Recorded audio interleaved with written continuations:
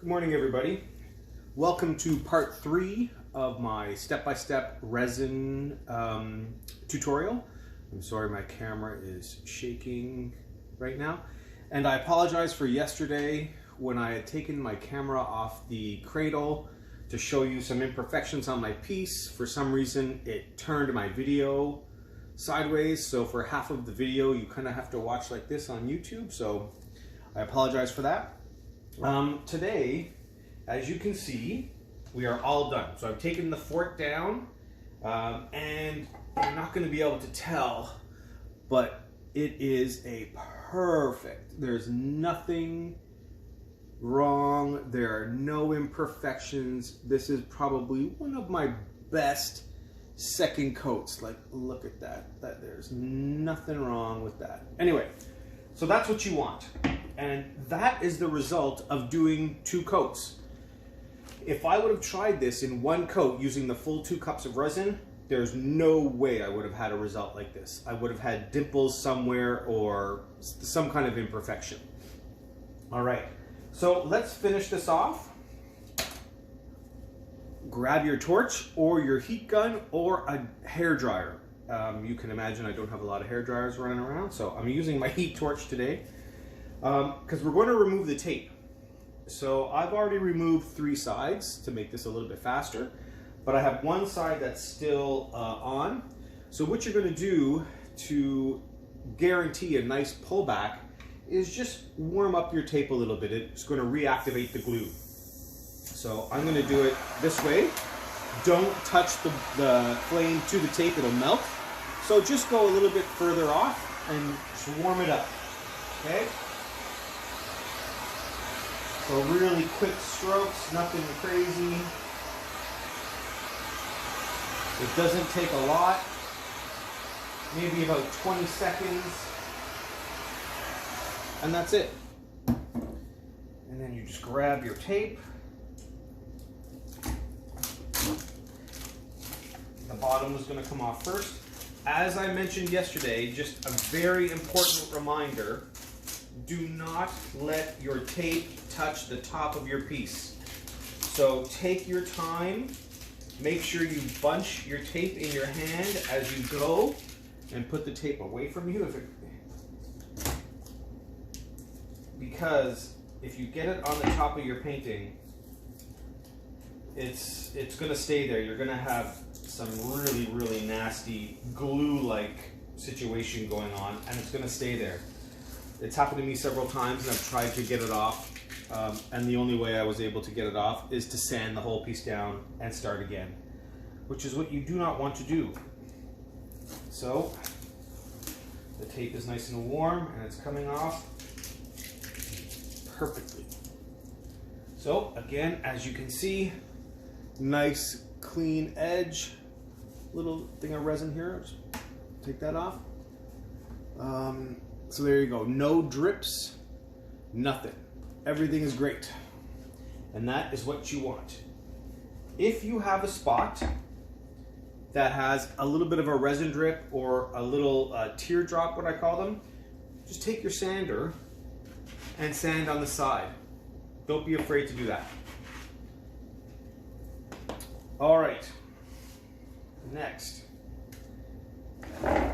Because I don't like putting epoxy or resin on the side of my paintings, I like to varnish them, only because I normally work on the 2-inch gallery frame wood, and when you're walking into a room on a big piece, and if your sides are resined, it's the very first thing your eyes go to is the sides, because they're shiny, and I don't like that. I want someone to look at the piece first and not worry about the sides.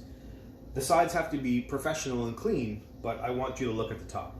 So what I do, and this piece is going into a frame, so I'm not overly concerned with the sides this time, but I am going to follow the process like I normally do, just to show you my process.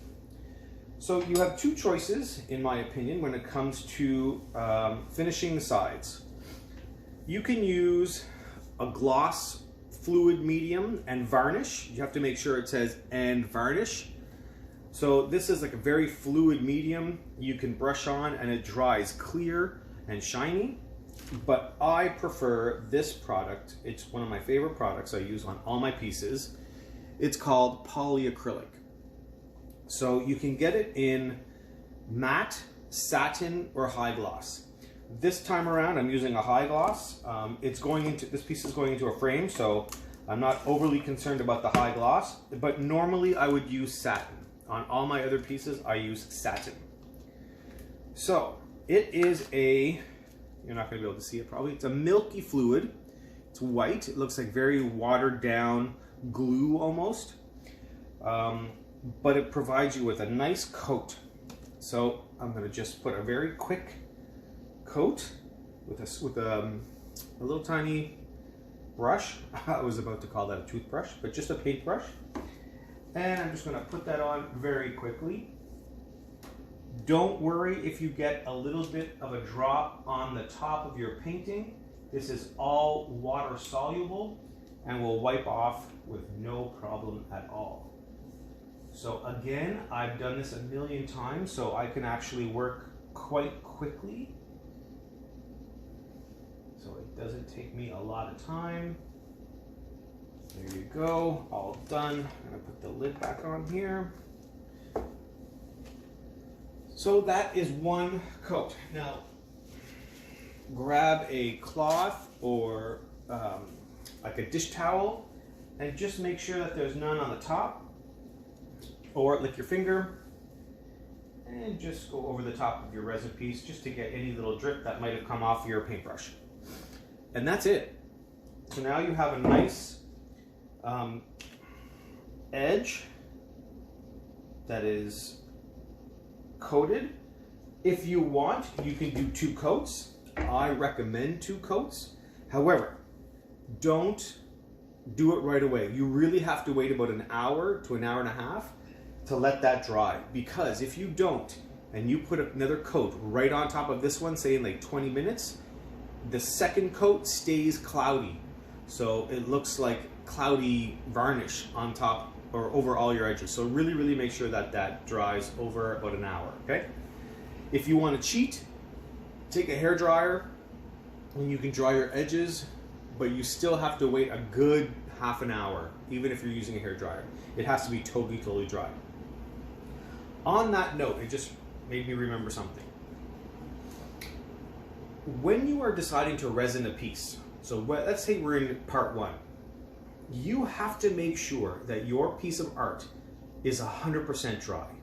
Whether it's mixed media, whether it's acrylics, whether it's oils, it doesn't matter. Your piece has to be at least a week dry. The glues underneath your mixed media piece have to be solid. Your acrylic paints and inks have to be purely dry. And you might think it's dry to the touch after a day or 2, maybe 3 days. Trust me, it's not. For people who work on wood panels like myself, the painting might be dry to the touch, but underneath the paint, inside the wood is still damp. And if that happens and you try to pour resin, that's how you're going to get some contamination. The resin's not going to adhere because the resin can tell that your piece is still wet. And what does resin hate the most? It's water and humidity and wetness. So you really have to make sure your piece is dry. What I do is after 2 days of drying naturally, I bring it into a small little bathroom that I have, and I have a space heater, like a little tiny rotating fan space heater, and I basically cook the piece for 2 days. And that will make sure that everything is dry, the wood is dry, everything is dry. And then I put my resin on top. So that is my tip to you. All right, so this is the complete 3-part series of how to resin a piece. I hope I didn't miss anything. Other than putting hardware on the back, I'll leave that up to you. But I did get some questions that I'm going to touch on today. So once again, I'll just show you this polyacrylic. It's wonderful. Or the fluid varnish, which is also great. All right, so people had asked me yesterday, I wrote my notes down, what causes the imperfections on the painting? So before we even poured our first coat, as I mentioned, I already knew that there were imperfections on this. So here's how I knew that. When I'm putting in the gold, especially gold leaf on my piece, or I'm painting my backgrounds, I tend to lean onto my pieces with my arms, with my hands. I'm touching things, I'm brushing off stuff I don't like, all that kind of stuff. Like, I'm physically on my piece. And a lot of you that work on multimedia pieces, mixed media pieces, you are also hands-on on your piece. The minute you touch your piece in any way, you're changing, you're contaminating your piece with oils, body oils, and all that kind of stuff. So I was definitely on my piece a lot doing the gold work because I use like syringes and fine tools. So I knew that my arms and my hands were contaminated and I was going to have a problem. The other thing I did, and I didn't realize it until after, is my piece was drying on the floor. And I had gone out and bought all these new cleaning supplies, and I decided that during this isolation period at home that we're all going through, I was going to clean my kitchen. So I bought this dollar store cleaner, and I was basically just squirting it around everywhere because it has a nice orangey smell. And I never realized that the mist had floated over to my painting. Now, although the painting was dry, it didn't affect the painting itself. I didn't think it was going to react to the resin, but I know that you couldn't see it yesterday, but this piece was a mess after the first layer, so keep that in mind. That's another way you can contaminate it. Of course, we talked about dust, cat hairs, all that kind of stuff. That's going to happen to everyone, so just get ready. Make sure you spray your air with water. And art mediums. So sometimes people, like I know for those of you who work on mixed media, I said to make sure your pieces are coated. Well, those kind of mediums, including polyacrylic, varnish, all those kind of things will react with the resin as well. So that's why I always recommend 2 coats. Get that first coat down, let it react, let it be all messy and ugly, and then sand it down and finish it off with a beautiful top coat. So that's how things get contaminated. Next is if you are selling a piece to a client, to a friend, to a family, it doesn't matter. Make sure you leave them a note that says no paper towel. You cannot clean resin pieces with paper towel. The only time you can get away with that is if your piece is primarily white or has very, very bright colors. You might get away with a little bit of paper towel because you'll never see the scratches. The white will protect, will mask the scratches. However, if you do a lot of dark pieces like myself, like the teal and the navy blue on this piece, if you were to wipe paper towel across that thing, you would see dull scratch marks. So please, no paper towel. Don't ruin your beautiful pieces by telling people that they can use paper towel. You can still use Windex, you can still use home cleaning products, sprays, but just get a microfiber cloth at the dollar store. I tend to include them with my pieces when they sell. In the back, I just put a little bag in, it says like, here you go, take care of your piece. They're like 2 for $1, so trust me, you can afford it. Yellow resin. So I was talking to someone online the other day, and one of my big problems with resin is it yellows over time. Almost all resins will yellow. Art resin is the best one so far. I've done all my testing and art resin doesn't yellow as much as all the others. If you have a suggestion on resins that don't yellow in the sun, please tell me. I'm always looking for less expensive choice. However, almost all resins will yellow, especially if you're doing outdoor shows. Your pieces are going to go from white to buttery yellow, so be careful of how you display your pieces. And there's no cure for it. You can't fix it. I had a beautiful white piece and I was dealing with the companies like Art Resin with their tech team, and we suggested to each other that I sanded the entire piece down to the base layer of paint, and then I poured another coat of Art Resin, and it didn't work. The resin that was on there before, even if you sand it down all the way, it's still yellow. So pouring another coat on top, it's less yellow because there's less resin of the old resin, but it's still yellow. So keep that in mind. Choose a better resin if you're dealing with pieces that are primarily white and light colors. I had a video that I posted a couple of days ago on my annoyances with the art world, and I'm going to say it here as well because I hate when people do this, and I want to say it as much as I can. Don't take pictures of your pieces and then post them on Instagram over a couch or over a bed when they are not that size. It makes no sense to me. So for example, this is a 20 by 24 piece. This piece is not suitable for over a couch. Okay, it's too small. It's not suitable for over a bed. So why would you go online, take a picture of this, stretch it out to over your couch, and then in your description say that this is for sale? I don't understand that. So please don't do that. I've reached out to a few people and asked to buy the paintings that I see over those couches, saying that looks wonderful, I will buy that. And they've always had to return and say, oh, sorry, it's only 10 by 12.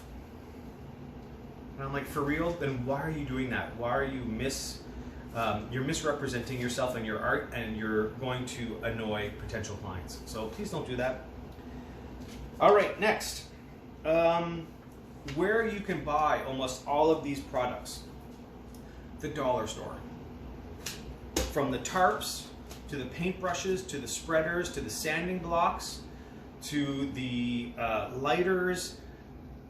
You can pretty much get everything that I showed you today at the dollar store. And I highly recommend doing that.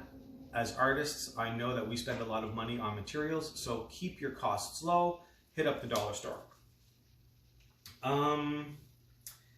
And, oh yes, I told you about the not to resin pieces that are not a week dry, so make sure you do that. Anyway, that's all I can think of. I hope you enjoyed these 3 videos, these 3 days of how to resin a large art piece step by step.